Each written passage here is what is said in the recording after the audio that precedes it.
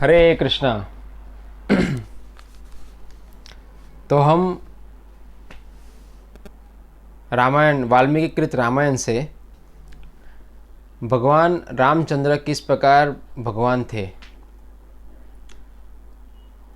वो हम रामायण के बहुत सारे ऐसे कई कई जगह पर वर्णन है।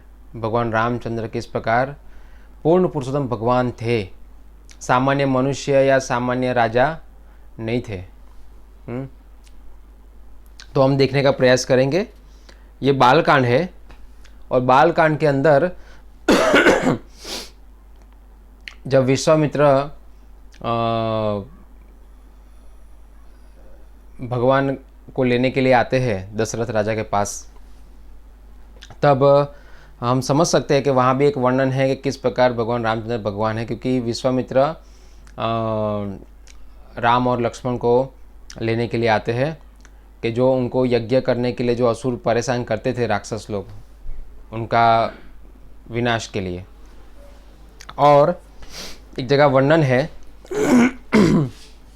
कि एक बार विश्वामित्र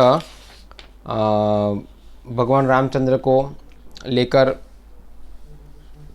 मिथिला नगरी के पास पहुँचे थे। उस जगह पर एक छोटी एक कुटिया थी। वो कुटिया थी गौतम ऋषि की। गौतम ऋषि का आश्रम था। गौतम ऋषि और अहल्या दोनों वहाँ तपस्या करते थे। तो भगवान ने पूछा वहाँ पर रामचंद्र ने, तो विश्वामित्र जी ने बताया कि वहाँ की कथा क्या थी।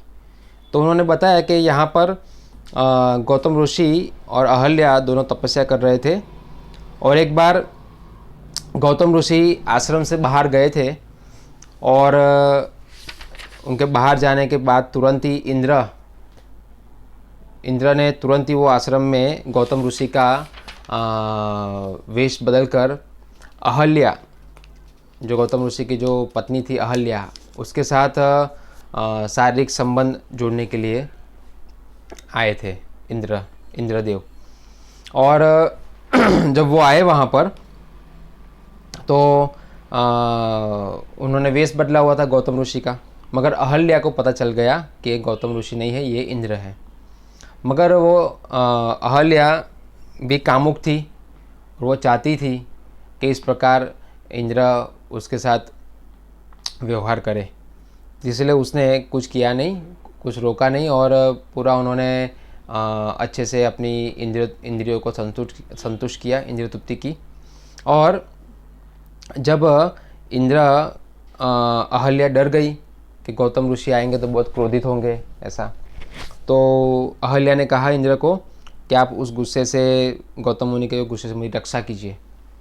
तो इंद्र ने कहा कोई बात नहीं, मैं छुपकर मैं चला जाता हूँ ऐसा। तो इंद्र जब छुप के जा रहे थे तब गौतम ऋषि आए और गौतम ऋषि ने उसको देख लिया। गौतम ऋषि के वेश में ही था वो इंद्र, और जब देख लिया तब गौतम ऋषि ने इंद्र को श्राप दे दिया। और श्राप में क्या दिया? श्राप में दिया कि गौतम ऋषि ने कहा इंद्र को, कामी मूर्ख, इस द्रोणित कृत्य के दंड स्वरूप तुम्हारे अंडकोश अभी गिर जाए। हाँ, गौतम ऋषि ने क्या श्राप दिया कि इंद्र के जो अंडकोश है वो तुरंत ही गिर जाए ऐसा। तो जैसे श्राप दिया वैसा तुरंत ही इंद्र के अंडकोश उसके शरीर से अलग हो गए। और फिर गौतम ऋषि ने कुटिया में प्रवेश करके, आश्रम में प्रवेश कर अहल्या देवी को भी श्राप दे दिया।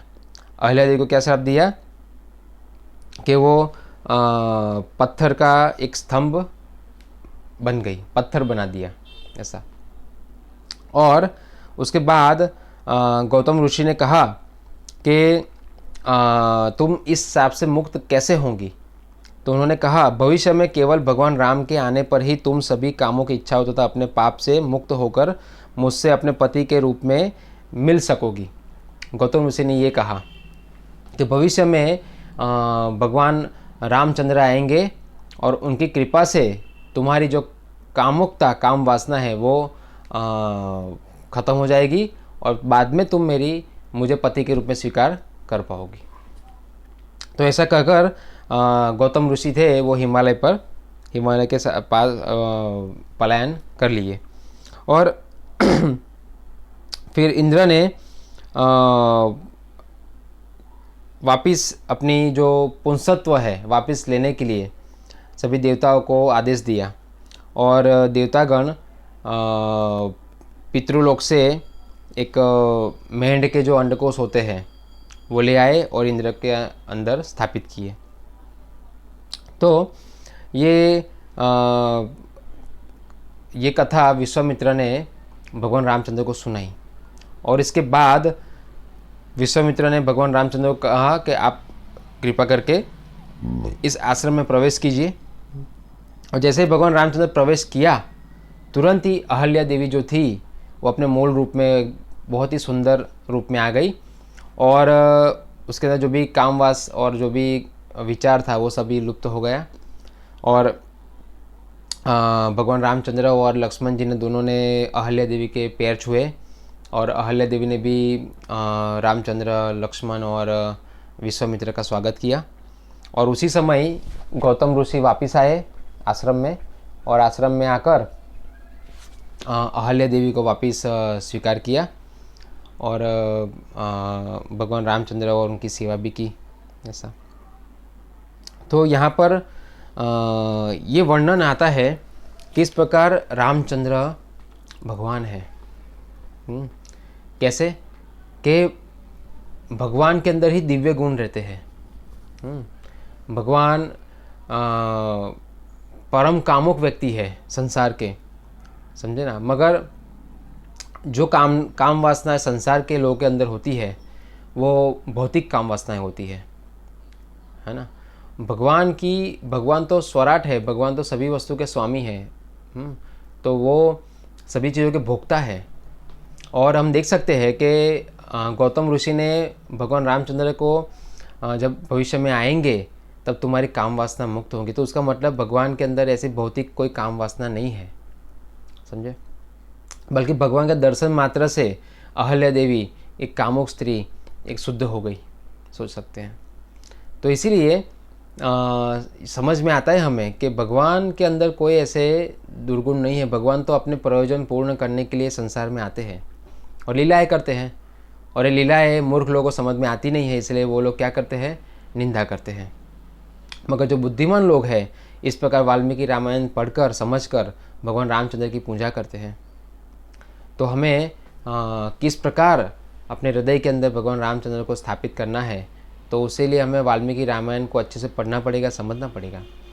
तो ये बालकांड के अंदर ये एक वर्णन है भगवान रामचंद्र के, एक भगवान का जो